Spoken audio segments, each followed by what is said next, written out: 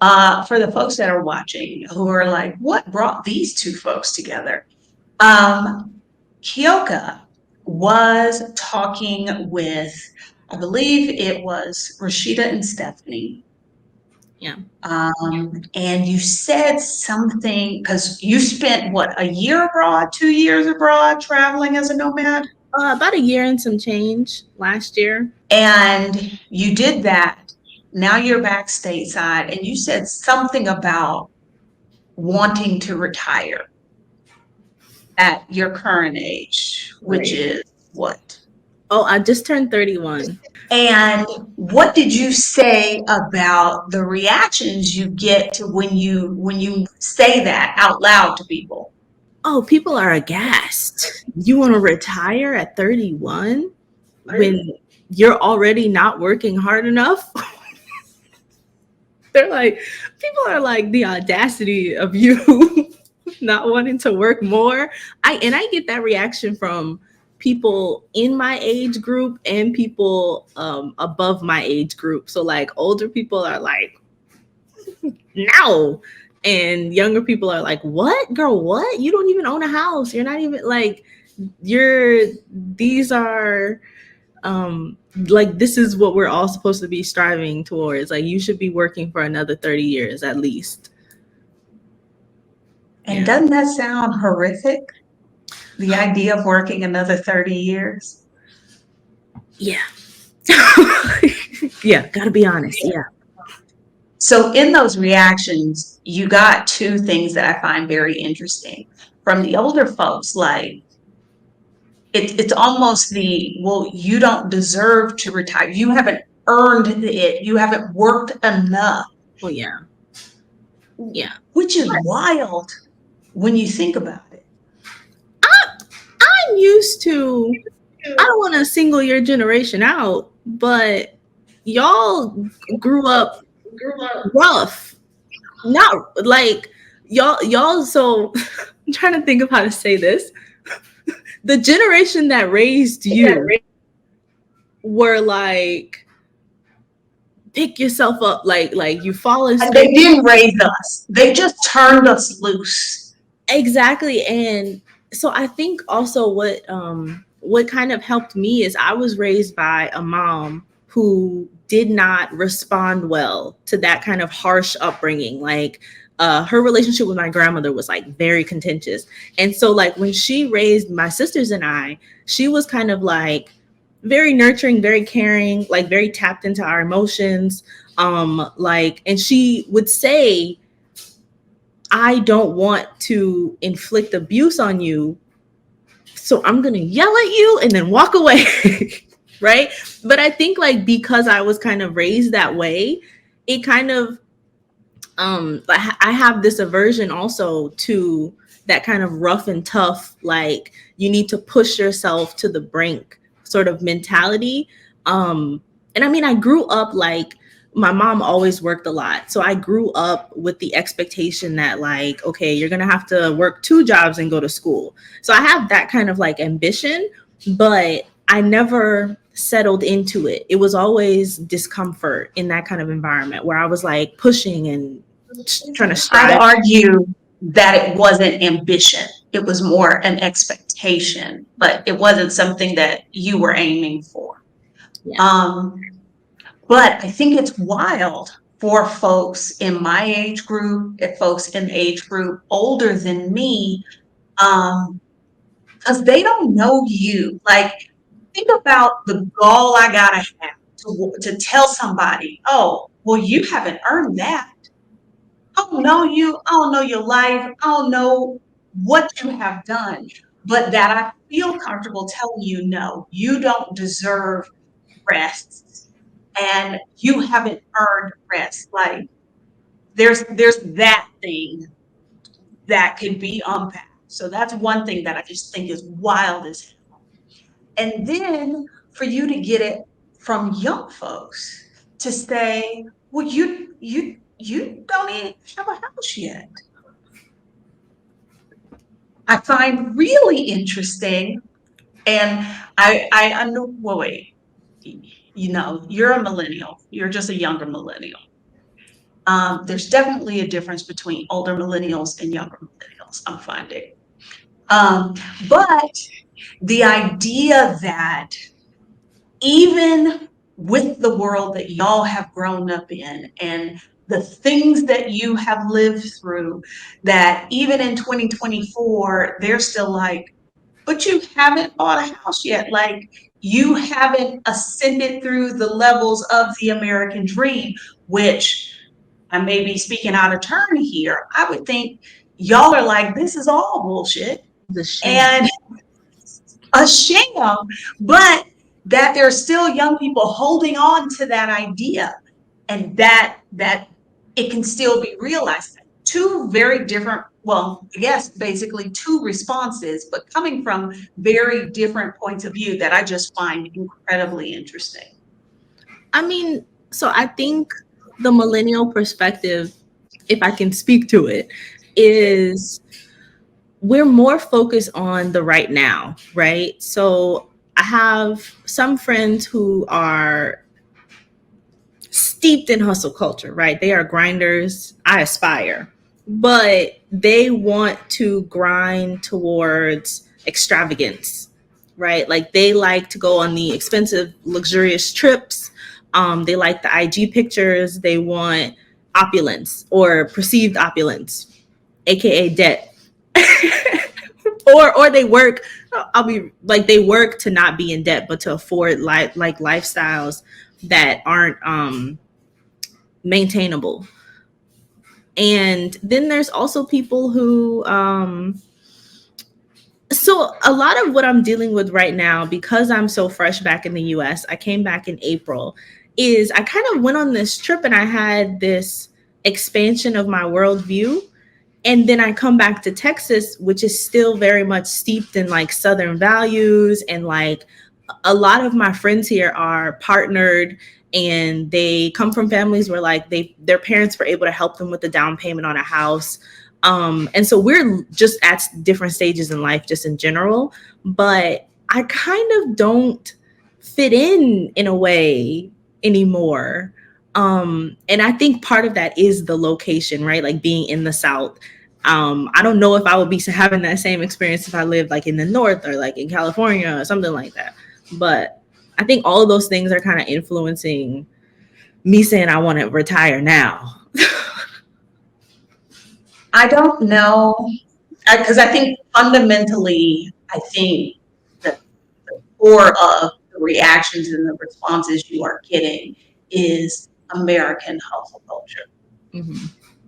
So I don't know that you would get that much of a different response elsewhere. But as somebody who is also from Texas and lived there for a very long time, I get what you're saying. Like, there's a certain way that a woman of your age is supposed to be moving through the world. Fall in line. And after you've spent a year and some change abroad, coming back to that with now this expanded worldview, that's a very difficult thing. So I Yeah. get that. But what intrigued me about you saying that is a conclusion I have come to recently is I think the way we as US Americans approach work is wrong. And I know that doesn't sound that profound. Like, yeah, we work too much. We won't take enough time out. I don't even think about that.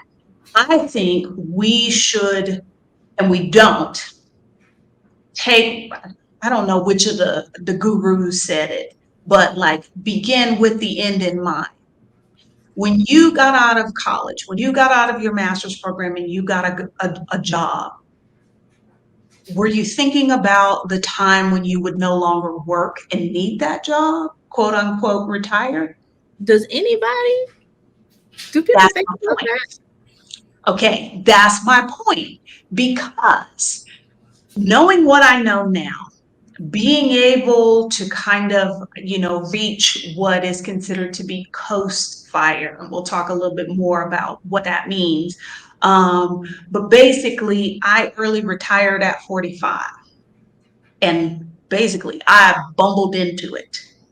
Knowing what I know now, If I had gotten my first job thinking about when is the point I don't want to do this anymore, it would have changed fundamentally many of the financial decisions I made because my ultimate goal would have been to be out of this job by 40, Mhm. by 45, by 50, by 35.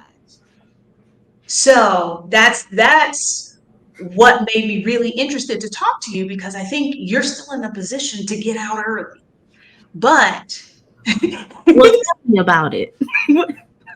I think you are. But think about it.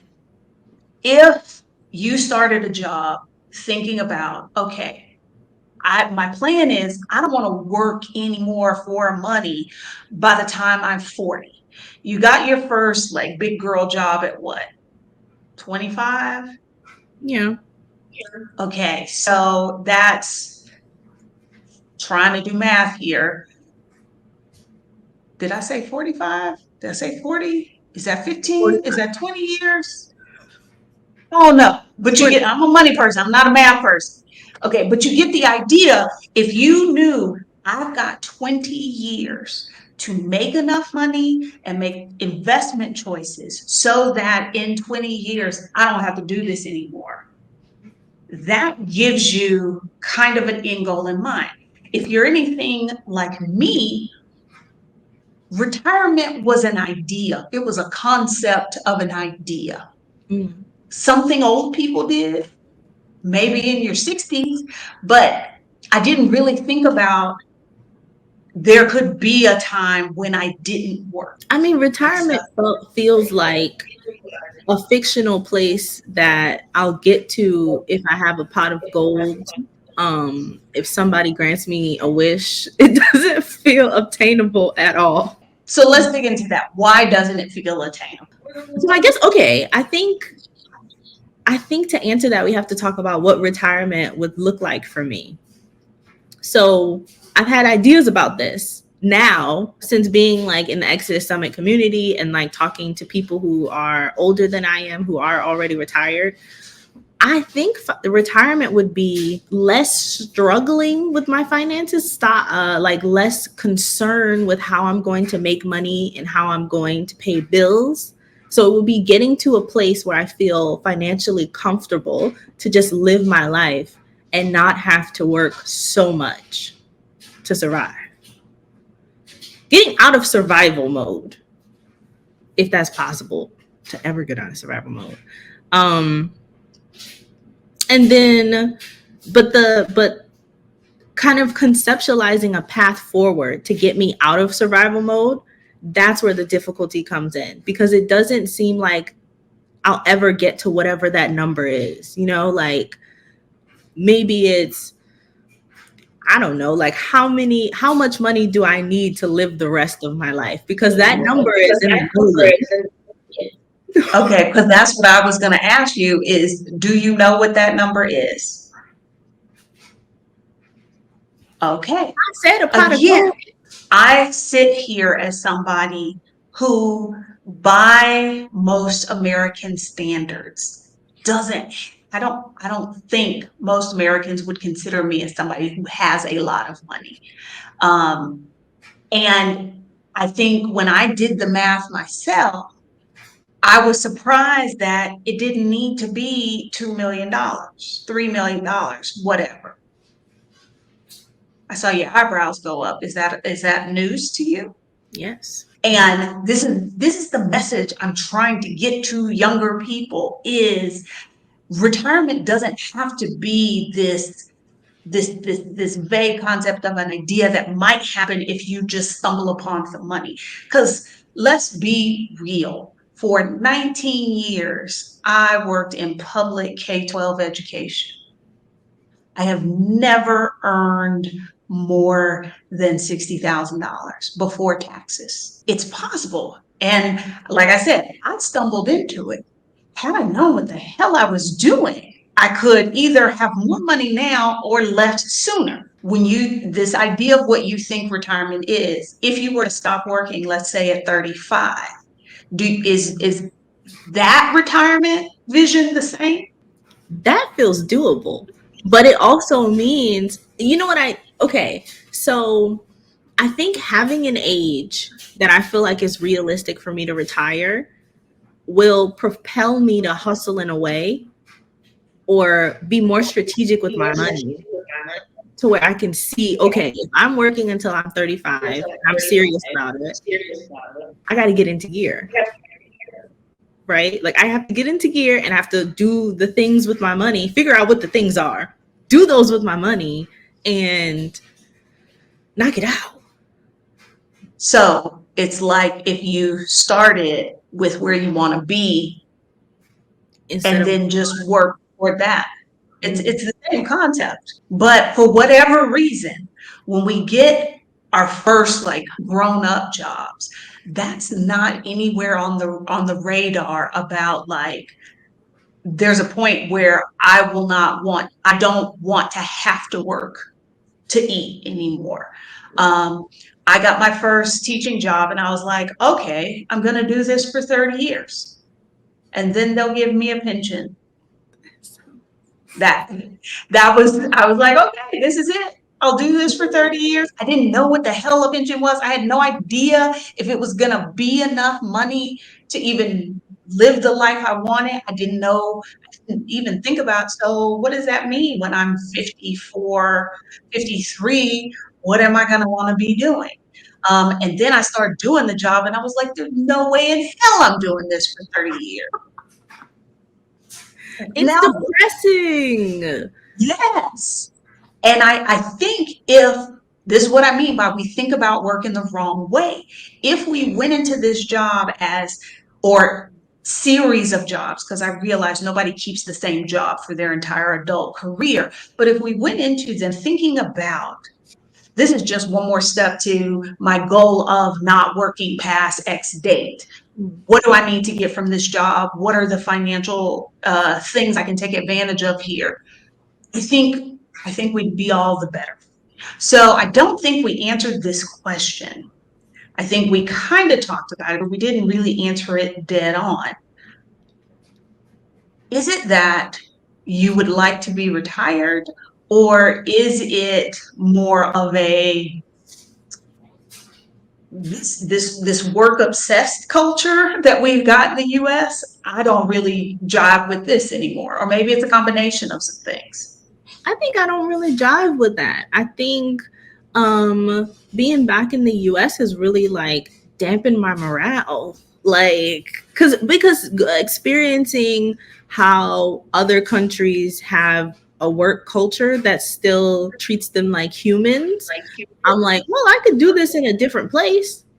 Or, you know, if I was this is unrelated, but like even I was talking to a friend another day about having children, and I'm one of those people, I feel like I could go it alone, but it would be better if I was in a place like Denmark or Germany where there are social programs that help people who have children regardless of how much money they make. And there's also no stigma tied to being a single mom. And, you know, I'm just speaking to the social aspect of something like that. But um, if I lived in an environment where it wasn't like a fight to the death just to like stay at work and live, I really do think my perception of things would be a little bit different.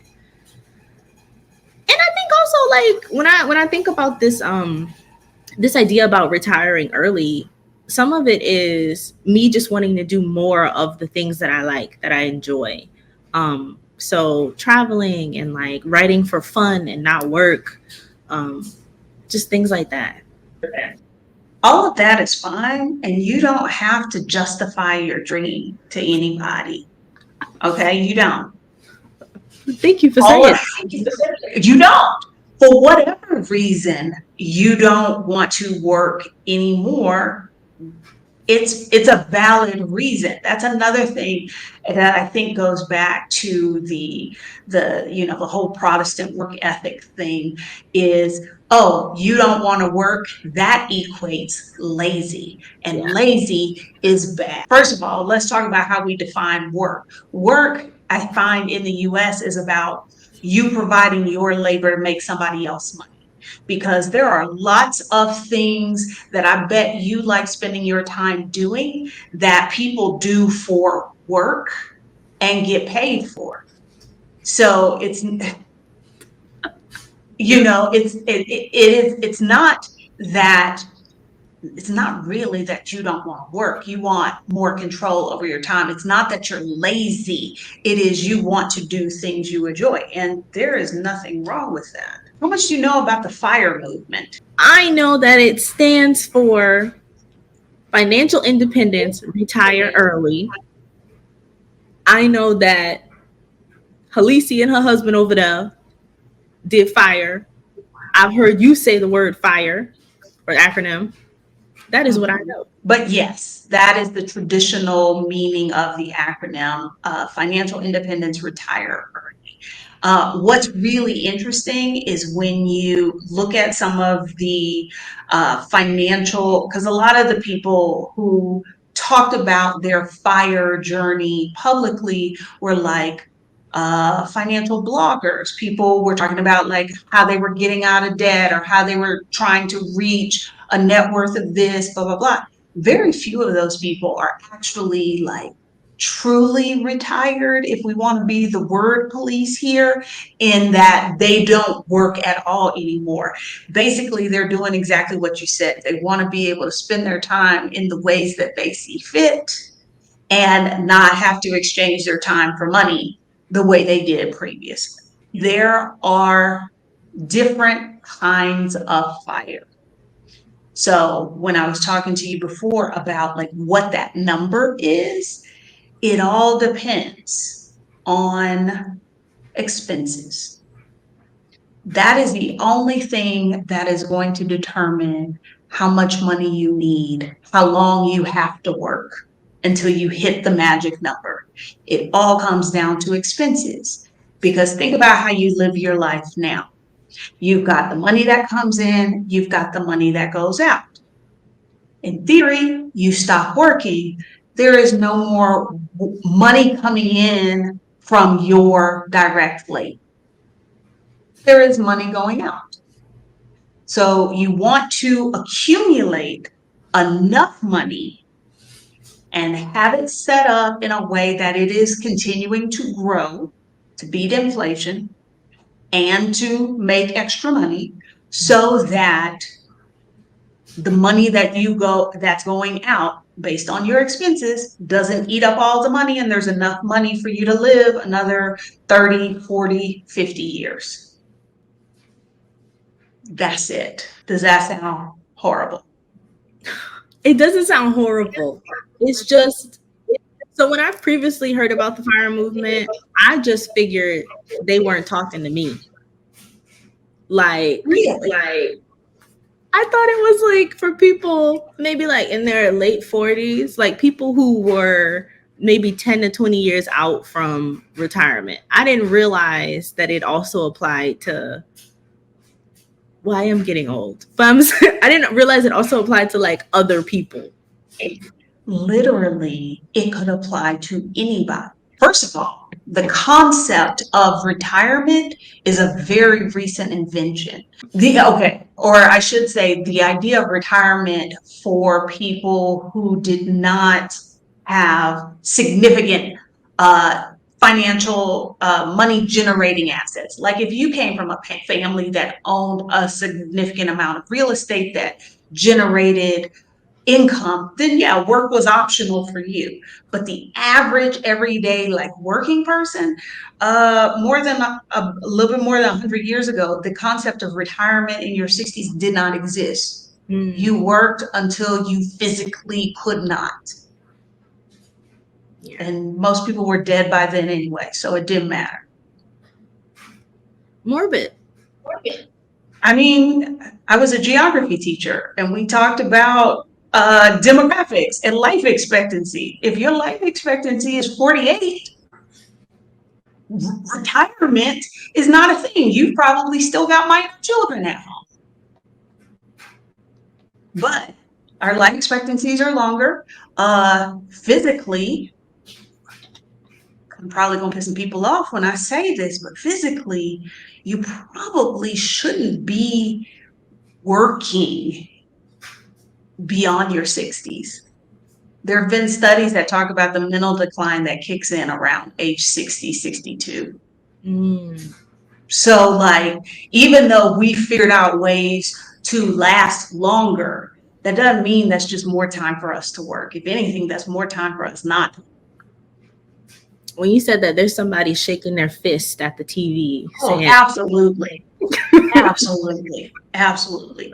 But okay. So, in order to reach fire, and fire can be for anybody. Now, somebody 25 has to, they've got a lot more road ahead of them. So they're either going to have to kind of keep their expenses, under control, because there's going to be this point in time where money is going, they have a longer amount of time where money is going out and no money is coming in. hmm, Or they need to really work on creating a gigantic nest egg. And if you've been working for all of 5 years, it's really hard to do, right? That's why we don't hear about a lot of people going after fire in their 20s. But is it possible to fire in your 30s? Yeah, definitely in your 40s. And I know because I'm grappling with this now. We think about everybody older than us as being much older than us. But even if you thought those fire people weren't talking to you and they were talking about people in their 40s, when you were in your 20s, that's less than 20 years. And that's not very long yeah. if you think about it. So then when did you start? How old were you when you decided that you wanted to retire at 45? 45? I don't know. Didn't you say that? Okay. So for me, like I told you, I stumbled into this. If you hear Rashida's early retirement story, and those of you who are watching, I'm talking about Rashida Dow. Um, at some point, at least a decade and a half prior, she wrote someplace, I don't want to work past I'm 40. I didn't have that. I didn't have the vision. Um, I didn't have the wherewithal. I didn't realize this was even a possibility until for other people, until I was in my 30s. It didn't become a possibility for me until I was in my 40s and I had already left the US. Because again, I was making no money working in public K-12 education. I wasn't 100% sure how I was even going to retire because I got to the point that I was like, I cannot do this job anymore. Hmm. I didn't understand because I, like you, heard these people talk about, oh, you need X amount of millions of dollars. And I'm like, well, if I make $24,000 a year, how many years of my income do I have to save to get $1 million? But I also got to eat and I got to raise these kids. How does that work? Because I didn't know, oh, what they're not mentioning is you've got to invest that money. You Mm. can't save because saving doesn't multiply your money enough. Once that doorknob got turned for me, I was like, oh, okay. So that's what made retiring a possibility.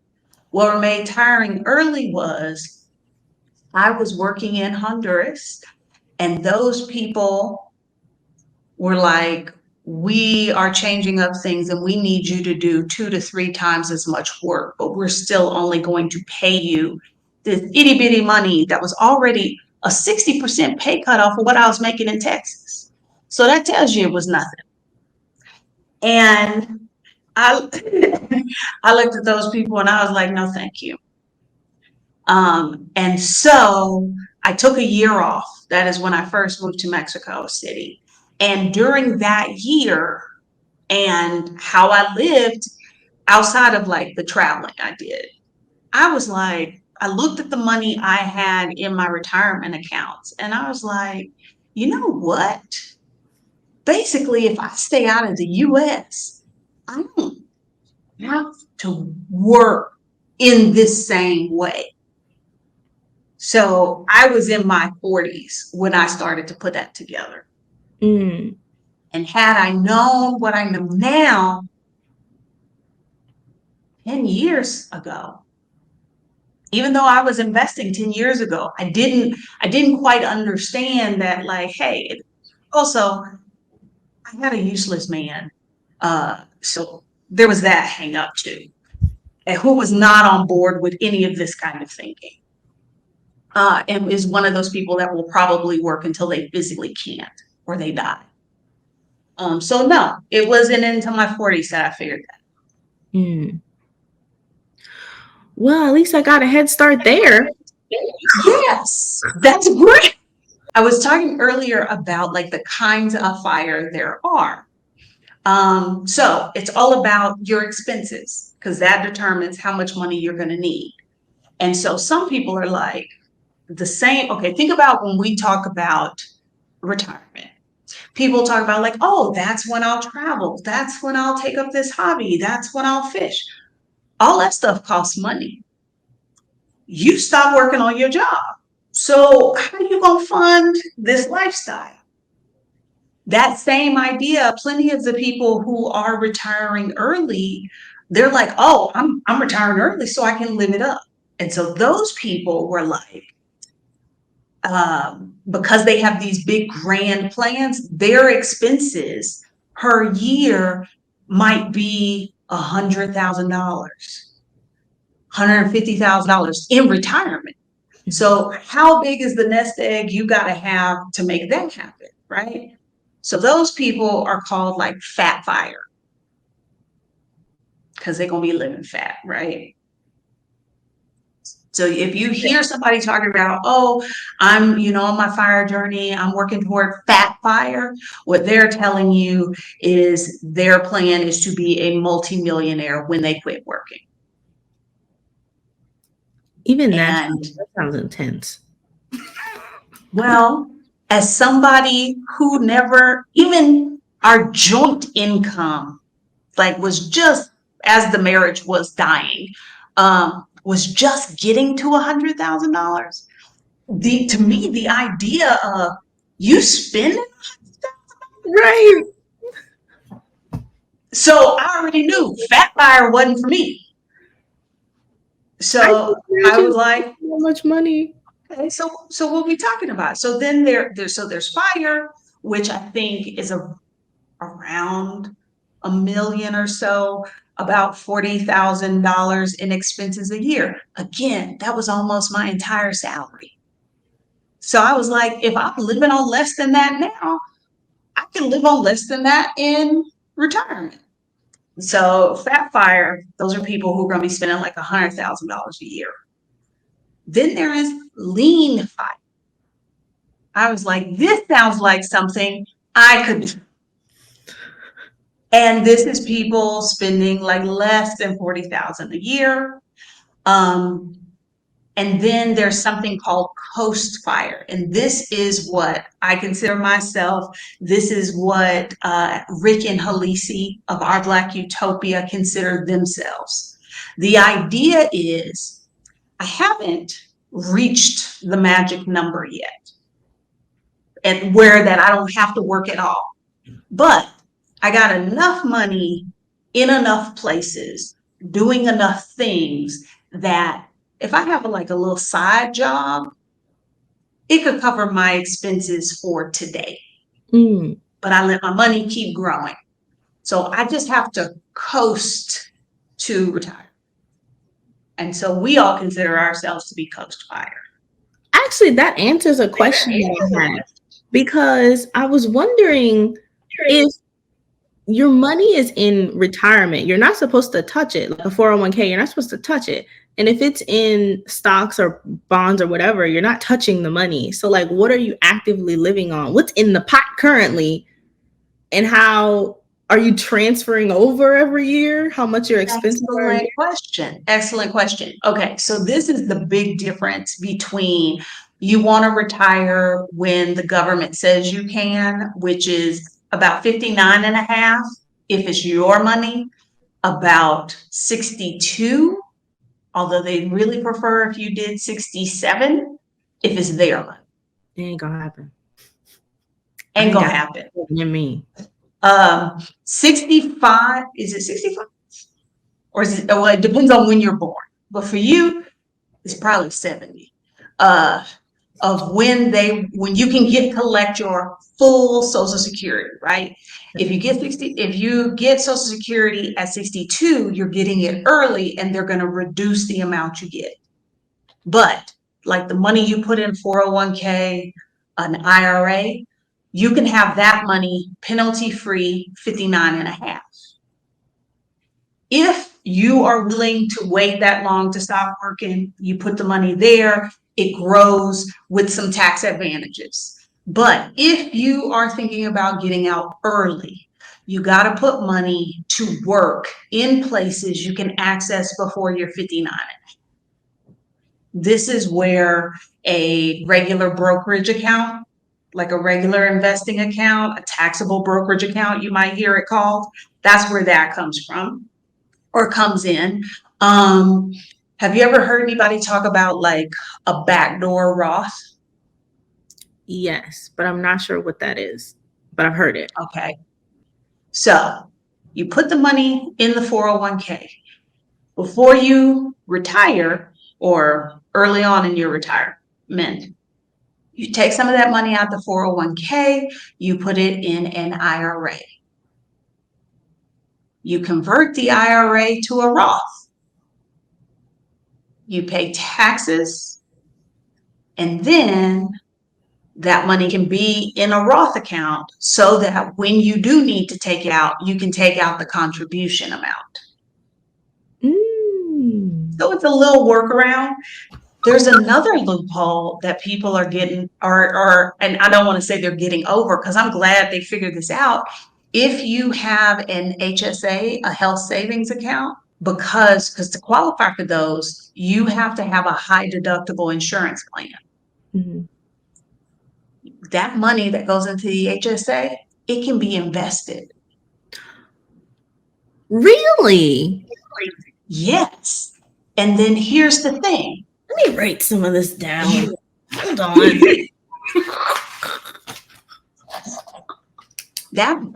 you open your HSA account at a place that lets you do investments. Some people do theirs at Fidelity. There are other places they can do it. Okay, so you contribute the max that you can contribute. You invest it, save up the receipts for all of the reimbursable medical things you have. There is no statute of limitations on when you can reimburse yourself.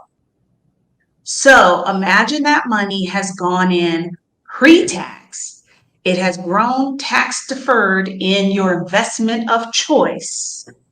And then when you pull it out, there's no taxes as long as you are reimbursing yourself for an expense that could have happened 15 years ago. Because HSAs are considered to be triple tax advantage. So a lot of the younger people who are like under 59 and a half, they're putting money in a taxable brokerage account because you can pull that money out whenever you want.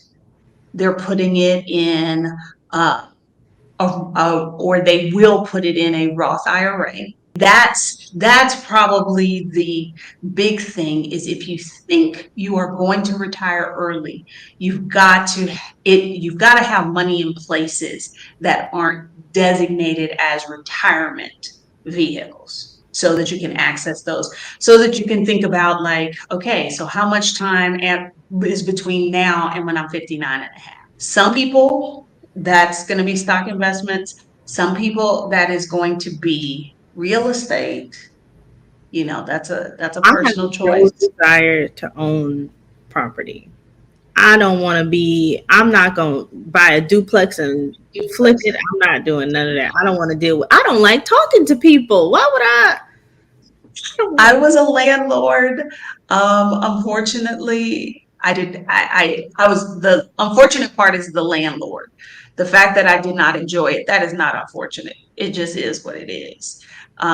So yeah, I'm not racing to do that. And that's why people hear me talk about investing in the stock market because there's a very low barrier to entry.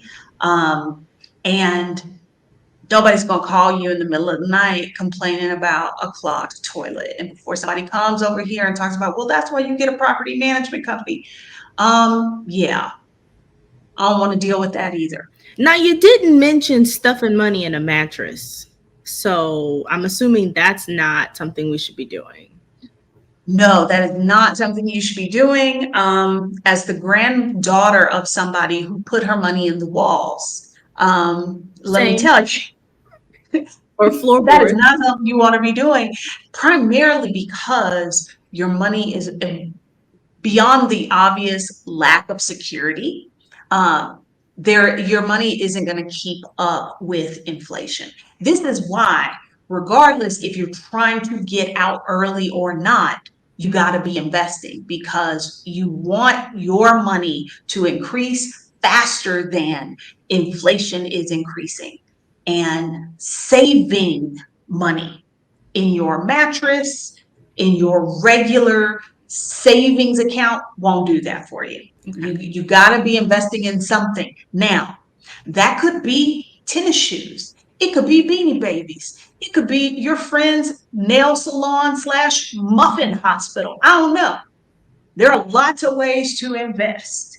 But for me and I'm going to call it laziness because I just do not want to engage in working that way.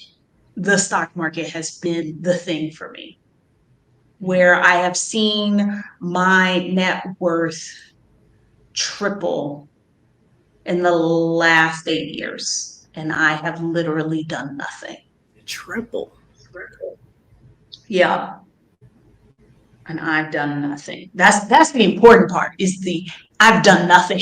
So Like not lifted a finger. I just left it where it was and let it do its thing. That's the part. I'm curious. The things that I'm saying to you now, how does that sound compared to some of the things that you've heard from various sources? there's obviously hesitation with investing. And again, I feel like this is a mindset thing. Like I have this weird feeling that if my money is in a brokerage account, then I can't touch it, so it's not mine. Which I I realize mean, don't personally that's fit a me. good way to think about it because it keeps you from messing with it. Actually, um, I don't know if you realize this. Women are better investors than men, and this is not observational. This is the data shows this because women are more inclined when women do invest. Now we don't invest in the same numbers that men do, and I'm very much trying to change that. But when we do invest, we leave it alone. Mm. With men far more the ones like trying to time the market, trying to day trade, trying to chase that hot stock and all that, and that's what ends up losing them money in comparison to women. That's the hack. Put your money where it is and let it be. So then, do you even recommend getting a 401k? Like if you don't have an employee match, or it's like ridiculously Well, low? okay.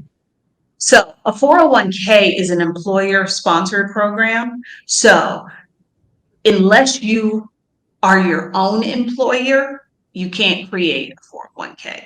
But let's say for me, for instance, even when I worked for the school district, they did not have, I had a 403b, which is similar to a 401k. But if you work at a nonprofit or something like that, you probably have a 403b. They did not offer a match. And the match, that's free money. So all things being equal, I decided to focus the bulk of my attention on my Roth IRA. The thing is, the contribution limit for an IRA is $7,000. The contribution limit for a 403B or a 401k is like $23,000, might be up to 25. So I can't shovel as much money in a tax advantaged way as somebody who has that available to them. But for me, I thought that was the best course of action at the time. Now, if you're somebody who makes a lot of money right now, having a 401k or 403b, even without the employer match, might make sense because it could lower what you're paying in taxes right now. But I never made or had a high income, so that was Right. not something that I had to consider. Are any of the people your age talking about fire? Fire. They're not even talking about it's just money in the sky. Like no one's even talking about their 401k. They're like, yeah, I have it. I don't know what it's doing. I don't look at it. Like retirement is a dream, a distant fantasy. Nobody knows. How do we get more people your age to know it is possible and this is how you go about doing it? I think part of it is making yourself accessible. So like people who are doing fire or who have already retired or who are just older, talking more to younger people about some of the money moves that you guys have made. Like, even if I had just had someone be like, just to tell me about money, just have a conversation with me, a real conversation about money with me at a younger age, I really would be far ahead, like farther ahead than I am now, I think. Um, just like some of the when I think back to like some of the mistakes I've made with money, it's like, oh, this was totally avoidable. It just was, right? Or even like so like contributing to a 401k, I didn't start doing that until like a couple years ago because I didn't know what that was. I was just trying to live. I was trying to pay my bills and I needed all of my check. Like, and I think, but I That's think real though. people, right, I think a lot of people are thinking about, take money out of my check when I have, grocery and rent and my nails, everything. So just having more of those conversations, making the information more accessible, having platforms like this where we can kind of ask questions is big. Like having, I am like good friends with D from Brown Girls Invest too, and so like I'll ask her like, what am I supposed to be doing with it? Like I don't know. What am I supposed to tell me what I'm supposed to do with my money? Because I don't know. And just having people like that in your life who can help you out a little bit is much better. These kind of conversations, I think, will go a long way. But I'm not gonna talk. I don't talk to any of my friends about What you money. said about your friends with 401ks, that's one of the reasons I started doing the Get Started Investing Challenge, is because um, everybody's like, I know I should be doing it, but I don't know anything about it. It's scary. It's probably hard.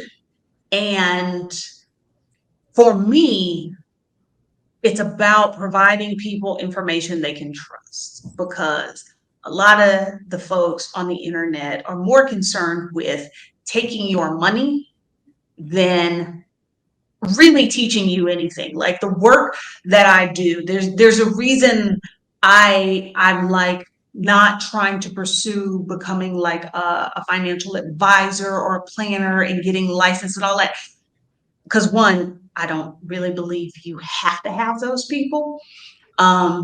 That you can grow your money on your own, you can manage your money on your own, but also I think it's more important to focus my talents on helping people be good financial consumers, like Mhm. know the stuff to, if you're going to work with those people, to be able to ask informed questions. like so that you know, oh, okay, what they're telling me, this makes fundamental sense, or that doesn't align with X and Y that I learned over here, you know, could it be that they're suggesting this thing to me solely because they get a commission? So that's one of the reasons I've kind of set my platform up the way that it is. And the Get Started Investing Challenge, particularly, I was thinking about people who, because I helped when my daughter, who is almost your age, got her first big girl job. She's signing up for benefits, and she's like, I don't know what any of this stuff is. So we got on like Zoom, and like she pulls up the screen, and I'm going through and I'm like, okay, this is this thing and this is what you need to do here and there. And I'm thinking about all the folks that don't have somebody to do that with them, that know I'm supposed to invest. A 401k is a good thing, so I'll have, 2% go to that, but they don't know what the hell is happening in the 401k, how any of that works. That's one of the reasons that I created that course, was for that very thing. So it's good to hear that that was something that folks were looking for.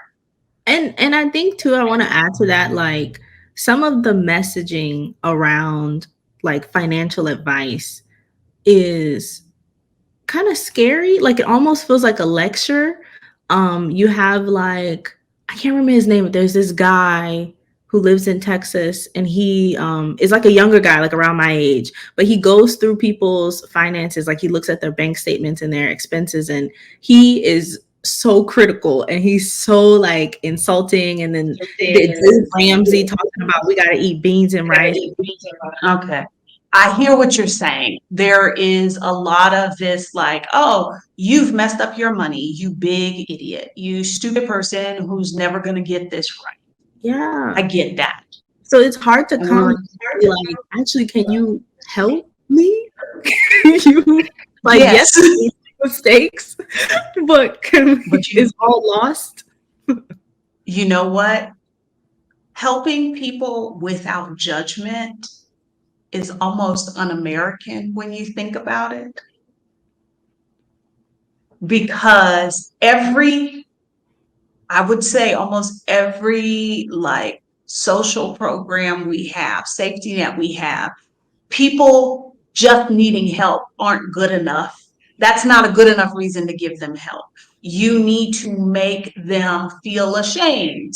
You know, you've got to make them needing that help a moral failing first before they can qualify for assistance. Mhm. And so the idea that you would help somebody, teach them something, but not judge them, that it feels almost un-American sometimes.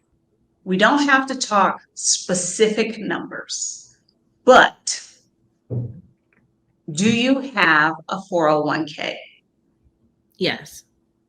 Have you put money in the 401k account? Yes, but not a lot. Okay. And that stressed me out. Um, okay. Next question. The money you put in the 401k, did you choose investments? No, I just use the you know how they make a allocation bundle that you can select. I just pick one of those Okay. And how did you choose that bundle? at random. It might be that you, in that account, you own things that maybe aren't doing what you want them to do, or Fair. best for your ultimate goals. That might be something that needs to be reviewed. That is the kind of thing that I offer clients who are like, I don't know what's going on in here. Is this the stuff I should have picked? Because, okay, because this is, and tell me if I'm wrong here. You get the job, you find out they've got a 401k. You're like, okay, not sure how that works. That's great. And you think somebody in HR is going to help you with that, but they don't. They tell you, here, you can sign up for this thing. And that's usually where the HR assistance is. So either you figure out, you come up with what to pick, or what I find a lot of people, HR just says, oh, you're 30, you will retire at 65. That is 35 years from now. It is 2024. What is 24 plus 35? I studied English. Is 2024. You will retire in 35 years. We will pick this uh, 2059 fund for you. And sometimes people know that's what HR has chosen for them. Sometimes they have no clue. And those are target date funds, which I got some feelings about. We won't have to get into that today, but it's better than nothing. But I don't know necessarily that it's the right choice for most people. Okay. Do you have any investments outside of your 401k? So let's talk about that. I have a brokerage account. There's money in the brokerage account. I've been hesitant to invest with the money because I'm not sure what to choose. And so I Okay. told myself, okay, I'm going to do some research and figure out what I want to invest in. I have not done that. So as of now, the money is just sitting in the account. It's not a lot of money. It's a small amount of money. It's sitting in the account and it's probably not earning any interest. At all. So technically, that money is losing value because inflation is still inflationing. So if it's not earning anything, it is stagnant, for lack of a better word. So, you said it's not a lot of money. So if it's not a lot of money, you could just pick some, right? Well, yes. I mean, Theoretically. because is it a fear of or is it a concern of I don't know what to pick, or is it an issue of I might pick the wrong thing? A little bit of both. And then also, I have this fear that something will happen to my savings and I need money that's easily accessible. So there's part of it that's like, I have a savings that's separate from my brokerage account, but I have like a hesitation that if I invest the money in my brokerage account, if something happens, knock on wood, you never know in this world, that I won't be able to easily access that money without losing it or losing some of it. Okay. Okay. So a part of that is a fair concern, but a lot of that isn't, because that's the benefit of a brokerage account. Is, let's say you had invested it in an ETF, an index fund or whatever, you can sell it and get the money. So if something happens to the savings, within a couple of days, you could have the cash value of whatever was in the brokerage account. Okay. So, do something with the money in the brokerage account. Understood. I mean, yes, that is the underlying message. God. But not to downplay your fear or your concern. There's a lot of, I got to pick the right thing. And I want you to hear me say this. There are a lot of possible right things. In when I talk to clients, I often talk about, like, when you go to the grocery store and you go to the bread aisle, have you ever noticed how many different kinds of bread there are? So many different kinds. So many. It's Because overwhelming. there's white bread, there's wheat bread, there's potato bread, there's gluten-free bread, there's sugar-free bread. There is, variations on the whites, variations in the wheat. All of this, not to mention the sprouted stuff in the freezer section. There are lots of choices. Every brokerage has That kind of variety ad infinitum. I don't know the word I'm trying to use here, Mhm. but multiply by 100. Okay. They've got that many options of different funds, mutual funds, index funds, uh, ETFs, all kind of thing. Then there's all these individual stocks. So there are lots of choices. Mhm. I think often we approach that kind of research you're talking about doing, like I can read a few things and I can figure out the right thing to pick. And I would say that's almost virtually impossible. I would say that you do your research and you figure out the right category. Like I should get a fund that exposes me to small cap stocks and the S&P 500 and some international stock exposure. Those are three categories. There's probably 27,000 options in each category. Which one is the right one for you? Who knows? 27 could be right in one, 152 could be right in another. Mhm. I think it's more important to focus on, okay, the big questions like stocks or bonds. I may differ from D in this. I don't think the average person should be buying individual stocks because until you're like ready to dedicate the amount of like research to it, and I can tell you for me, I'm never going to be dedicated enough to do that. I don't care. That's work. That is not how I want to spend my time. Mhm. So it's always going to be some kind of fund, probably an index fund. More likely, it's going to be an ETF.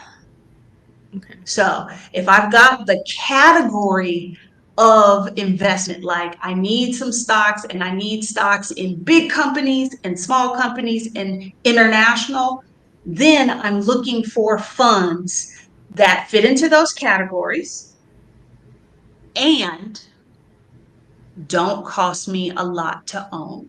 That's the other, is keeping your investing expenses low. A lot of people are like, I don't know how to do this. I should pay somebody to do this for me, but I don't have no money right now.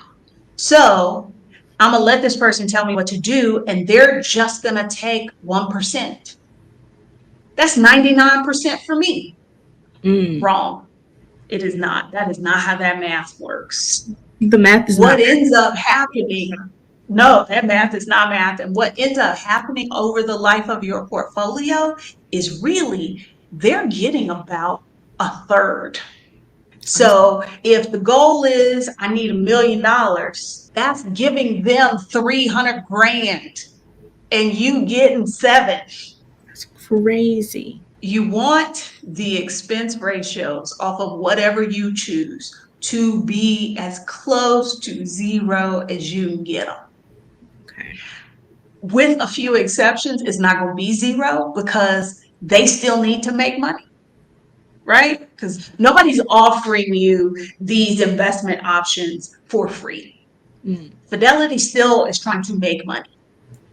Now they want you to believe that you need them to tell you what to do. They want you to buy their expensive funds. They want you to get their advisors because they can charge you for that. And I'm not saying that there is no value to that. I'm just saying that whenever you're paying for that, you've got to ask yourself, what am I getting that I can't do myself? Mm. Okay. And for the vast majority of what people can do, I think they can do it themselves. Okay. I mean, sure, right? Because I think that's the hurdle, right? This idea that people can't do it themselves, but I've done a lot of difficult things, so I'll figure out how to do this myself too. We started this conversation talking about that you kind of, you know, aren't as dialed into this hustle, sleep when I die, work till I die culture anymore. Do you feel like early retirement is an option for you, realistically? Honestly, after this conversation, yes. But then also, I was in a like not a panic state, but I was getting kind of concerned being back in the US because I'm like, listen, I had this awakening and I'm looking at my financial situation and I'm like, oh my God, I'm stuck. I'm going to be stuck here. But now I feel kind of better about it. I liked what you said about moving outside of the US to be able to afford to retire early. When I was traveling, I gave myself a budget of about 3,000 a month. And like some places I did more, some places I did less. You know, bad choices. Yes. I have fun. But realistically, I could probably live under that amount in quite a few places. Spain is one of them. Mexico might be another one of them. It's really about expenses. Mm-hmm. I can keep my expenses outside of the US significantly lower. Therefore, I didn't need near the amount to stop working at 45 that I would have needed had I stayed in the US. And if you're somebody who's already open to the idea of being outside the US, retiring early is absolutely doable. Can you in the US? Yes. But it might mean that when you're in the safe part of it, that you've got to either, like, because you'll see a lot of people take on a whole lot of side hustles so that they can put that money into the savings. Mm-hmm. I have a very hard time telling any Black woman she needs to work more than she already is, right? So tend I to have talk hard. about that a lot. But if your runway is shorter, or the number that you think you need is going to be bigger because you're living in a place that costs so much more, like the US, one way to make it do to do that. Then there are those other people, and I don't believe in this either, who are like, there's like a contest as to how frugal they eat. Like the man who rode his bike to work and showered at work so that he didn't have to have a coat, and then he could invest the card up money. Like, okay, it's you, because it's all two sides of the same coin. Either you got to make more money or you got to spend less. You want to increase the gap and then save it. So if I can do these side hustles and ride my bike to work, and eat food at work, and not have to cook at home, my gap is that much bigger.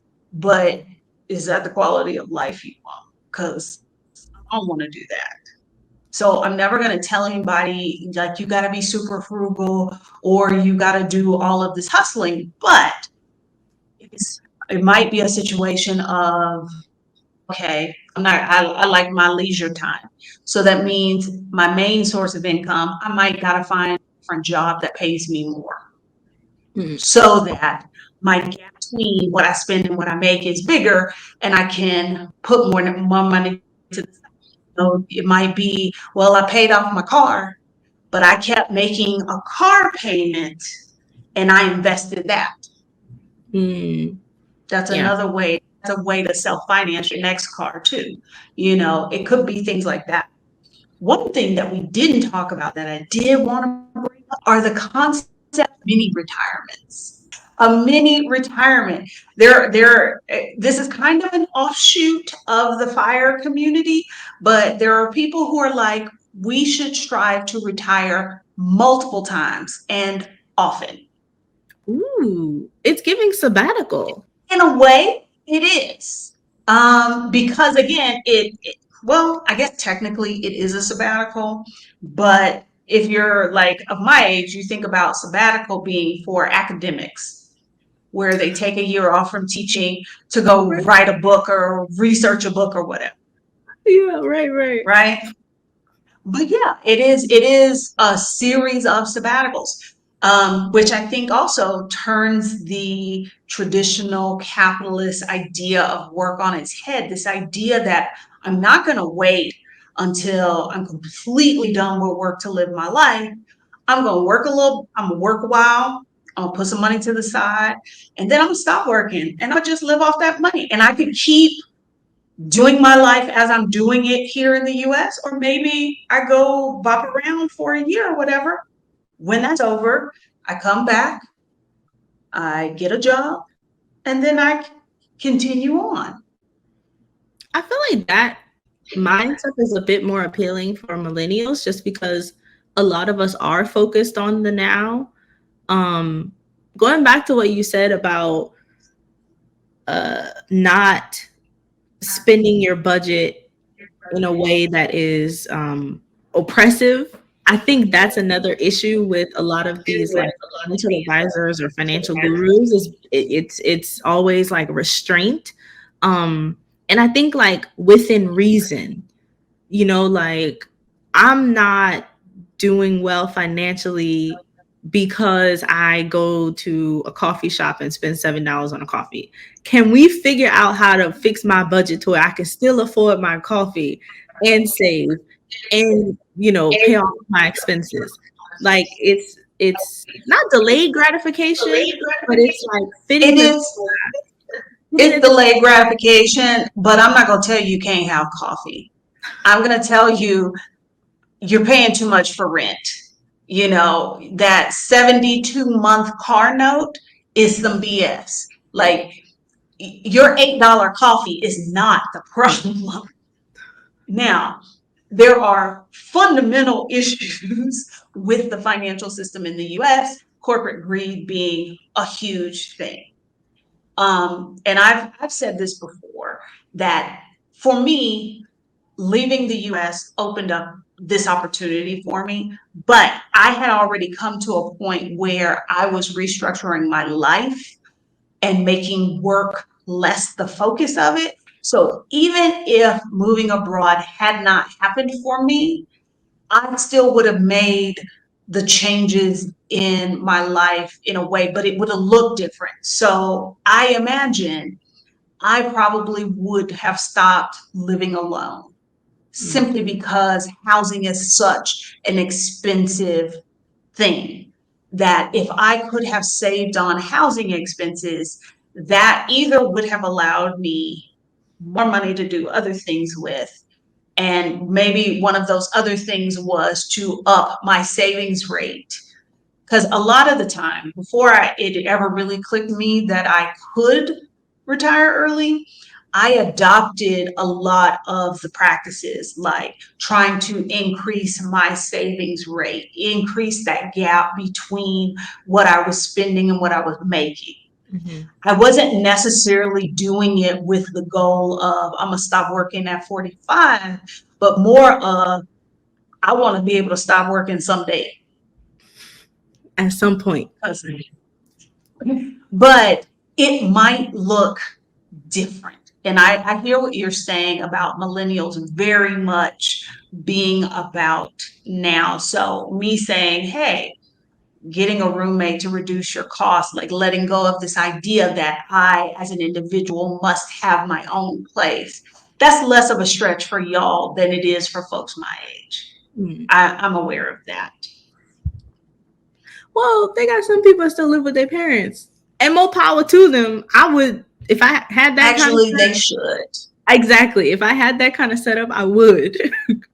I have one friend who lived with her parents, and she was working a full time job, and she had like a 70,000 to 80,000 salary just in the bank. So when it was time for her to buy a house, she could put down a hefty down payment, and it really sets you up to be able to not have to worry about living expenses.